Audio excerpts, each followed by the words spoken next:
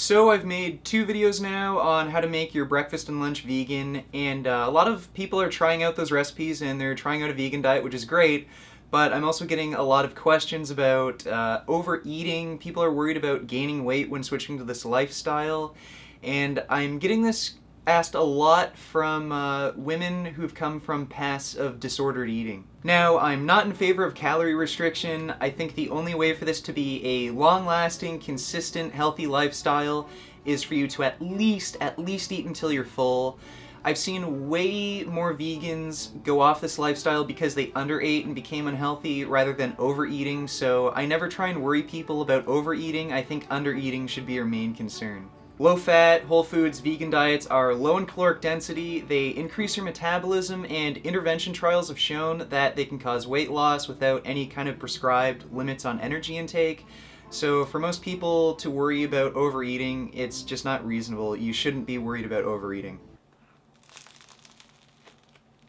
And if any of you start feeling like you're getting really tired, fatigued, maybe feeling a bit depressed, if your libido is lower, if you're having trouble getting erections, you don't have the same sex drive as before, or if you're not having your period anymore, those are really big signs that you're under eating. So if you have any of those signs, you definitely should start eating more. Now, there are some people who switch to this lifestyle and they say they've gained weight, and some say they've gained a lot of weight really quickly and it just keeps packing on. And there's a few reasons for that. Some people say it's metabolic damage, but I think that's only true to some extent. Yeah, if you've come from a background of really calorie restricting or anorexia or bulimia, then yeah, your metabolism will slow down, your hormone levels will be a little unbalanced, but I think worst case scenario, after maybe 4, 5, 6 months, things should return back to normal and you shouldn't really be gaining that much weight that quickly. So I think this whole metabolic damage thing is a little overblown. It doesn't really make sense to me that somebody could gain a real amount of weight just from going from a past of calorie restriction. So I think there's a few reasons why you might hear some people complain about massive weight gain while switching to this diet. These people might not actually be telling you the truth. A lot of people who complain about weight gain when switching to this diet are women who've come from anorexia and bulimia, and they have body image issues and bad relationships with their food. And some of these women have sent me messages through Facebook and YouTube, and they say, oh, please help me, I'm gaining a ton of weight when I switch to this diet, but then when I see their before and after pictures, their before picture they looked anorexic, and now they look like they're at a healthy body weight. So you can't really believe everything you hear from these people because it sounds like a lot of them are still dealing with body image issues.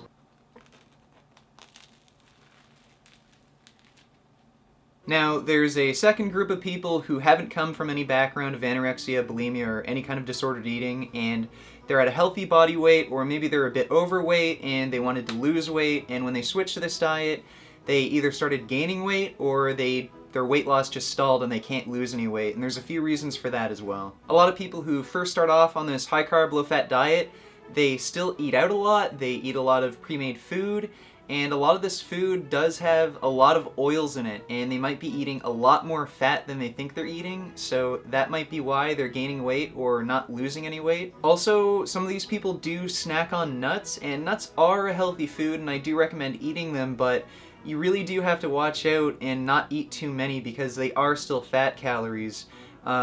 If you're snacking on nuts, you could easily eat like 400 or 500 extra calories from fat, and that might be what's causing weight gain or stalling your weight loss when you switch to this diet. Fruit smoothies and fruit juices can also cause stalls in weight loss or even cause weight gain because they are a processed food. The more processing you do to a food, the easier it is to absorb, the more calories you can get in, the faster the absorption rate, and that can contribute to weight gain in some people. So if you are having troubles with that, then definitely cut down on the fruit juice and the smoothies. Now, don't get me wrong, smoothies are still very healthy, but if you're having trouble with losing weight or you're even gaining weight, then eating as much whole foods as possible will definitely help you.